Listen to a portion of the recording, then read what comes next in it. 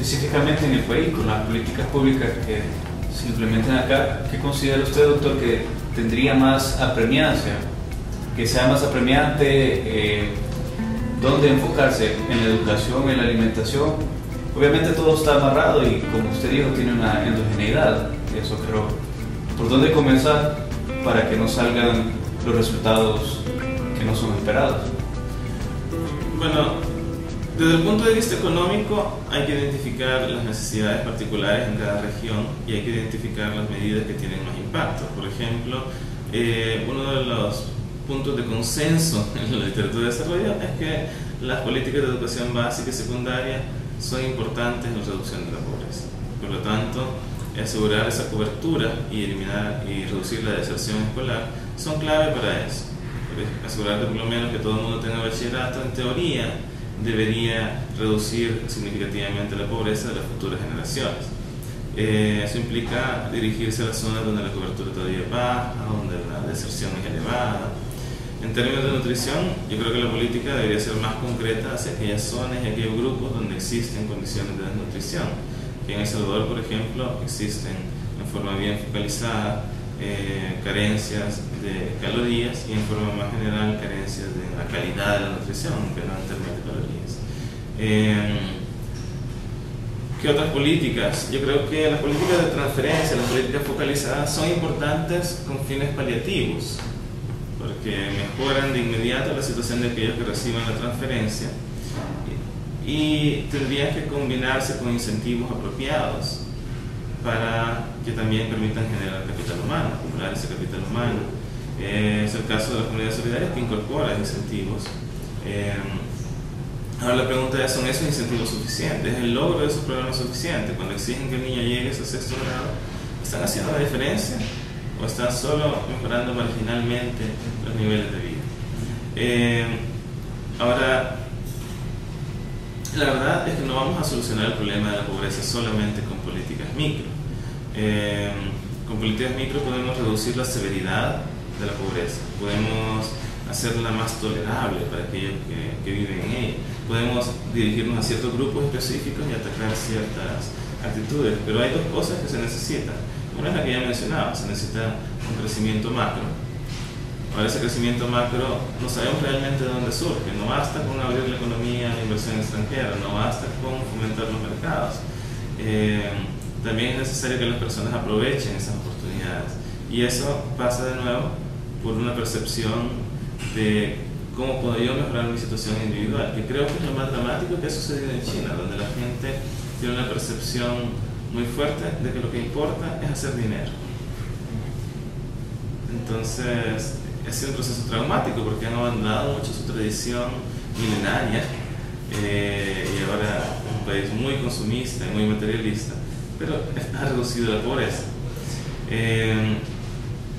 Entonces, para generar ese crecimiento macro, nos falta comprender todavía cuáles son los procesos que llevan a las personas a aprovechar las oportunidades, cuáles son los procesos que van más allá de la economía, que son sociológicos, antropológicos, psicológicos, que permiten eso.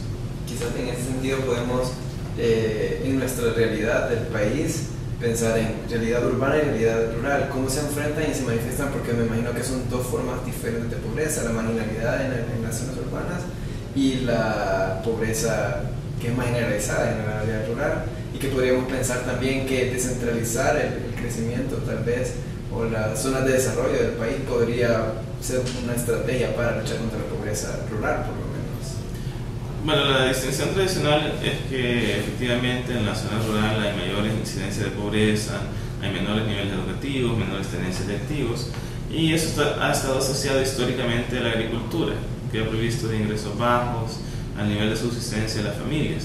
Sin embargo, yo creo que El Salvador es un país que junto al resto de Latinoamérica está cambiando, se está volviendo más urbano, y hoy día yo diría que hay muchas personas que son consideradas rurales técnicamente, que habitan fuera del casco urbano de las ciudades, que se desempeñan de forma urbana, que tienen acceso a servicios públicos, que trabajan en la ciudad. Esas personas no deberían ser consideradas ya rurales, porque están incorporadas a la economía urbana. Subsisten sí grupos que todavía dependen de la agricultura, en particular en las regiones más alejadas. Entonces, esos grupos probablemente requieren una política específica.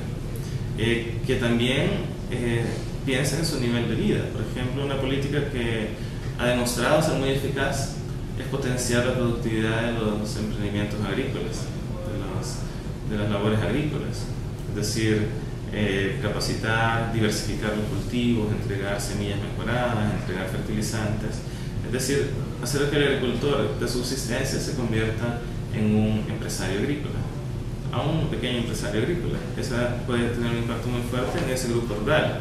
En el caso de la pobreza urbana, obviamente las políticas van a ser distintas. En el caso de la pobreza urbana, uno quiere reducir la situación de marginalidad, quiere que la gente se incorpore al mercado laboral, quiere que se eduque, que no deserte de la escuela. Y eso requiere otra clase de políticas. De hecho, es más difícil de abordar porque la gente es más móvil, más difícil de ubicar, más difícil de controlar. Ahora, con respecto a lo que mencionabas de la descentralización del desarrollo, de crear pueblos de desarrollo, esa es una aspiración, creo que compartida por mucho tiempo de los que hacen políticas, pero en la evidencia empírica muestra que no se da esa situación de descentralización, porque al final los elementos para ser productivo están en la zona urbana, están en la capital. Si tú quieres montar una empresa, si sos inversionista extranjero que quiere invertir, ¿dónde lo vas a hacer? Cerca de la capital, porque ahí está la mano de obra, ahí están los recursos gubernamentales, ahí están los servicios de mejor calidad, la logística. Entonces, que eso cambie y haya nuevos polos de desarrollo implica una inversión enorme en nueva infraestructura, que no sé si va a parar. Por ejemplo, para darte un ejemplo dramático, la inversión en el puerto de la Unión, con varios cientos de millones de dólares, en ese momento se encuentran totalmente desperdiciados. No han generado más empleo, más que las personas que evitan que se caigan a pedazos. Entonces, esa clase de incentivos puede dar lugar al elefante blanco. Ahora, eso no significa que no haya que invertir en las zonas periféricas, todo lo contrario. De hecho, volviendo al ejemplo de la agricultura, una de las cosas que más influyen en que las personas que se dedican a la agricultura salgan de pobreza es que tengan acceso al mercado. Y eso implica que tengan carreteras, que tengan dónde comercializar sus productos directamente. Pero hay que pensar qué se necesita en cada lugar. Yo no creo que podamos convertir a todo El Salvador en una zona industrial, a menos que nos convirtiésemos en China y entonces se industrializase el país entero. Pero creo que sí se pueden hacer inversiones concretas en mejorar la productividad de cada zona, entendiendo que hay ciertos tipos de actividad económica que no se ven incentivados a descentralizarse, porque no existe la infraestructura que necesitan ni la mano de obra que necesitan para ello.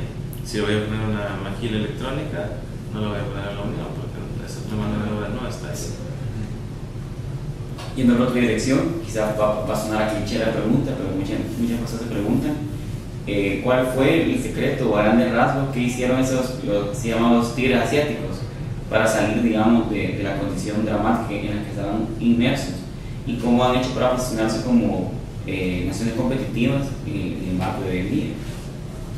Bueno, es una experiencia muy interesante la que tuvieron esos países, que ha sido discutido ampliamente en la literatura y no puedo contarte todas las políticas. Pero si tomamos un caso particular, por ejemplo Corea, que salió devastada la guerra de Corea, con una población que era analfabeta en un 80%, con una infraestructura destruida, ellos recibieron importantes cantidades de ayuda extranjera que fue utilizada para dos cosas: para generar infraestructura moderna y para educar a la población, pero no educarla en el sentido de aumentar simplemente la cobertura y que más gente llegara al bachillerato y que llegara a la universidad, sino en generar un sistema educativo altamente competitivo, un sistema educativo duro en realidad, que exige que las personas trabajen, que los niños dediquen largas horas del día a las actividades educativas. Y hay quienes, por ejemplo, dicen que esto se debe a la cultura de esas zonas donde el trabajo es altamente valorado, que da dignidad a la persona. En todo caso, sea lo que haya sido, esos países se volvieron productivos cuando no lo eran. Tuvieron varias ventajas, por ejemplo, como que Estados Unidos y otros países les abrieron sus mercados a sus productos industriales, como que invirtieron mucho en ellos. pero también tuvieron un modelo de desarrollo que de hecho no es un modelo tradicional de libre mercado ni de las reformas neoliberales. Es un modelo donde el gobierno, en cierto modo, actúa protegiendo a las corporaciones, fomentando su crecimiento, dándoles recursos para que éstas se volvieran competitivas. Y la gran diferencia con América Latina es que estos países se orientaron hacia afuera. América Latina trató de desarrollarse hacia adentro, se cerró y dijo: voy a crear mercados internos, voy a proteger a mis empresas y mis agricultores dentro de ese mercado. Esa política no generó competitividad. En Asia, la política fue: voy a protegerte siempre y cuando puedas ser competitivo fuera. Y esa política parece que tuvo éxito, pero no fue solamente eso, fue crear una población que pasó de un nivel educativo sumamente bajo a uno de los niveles educativos más altos del mundo en solo 2 generaciones. Entonces, un esfuerzo dramático de cambio social.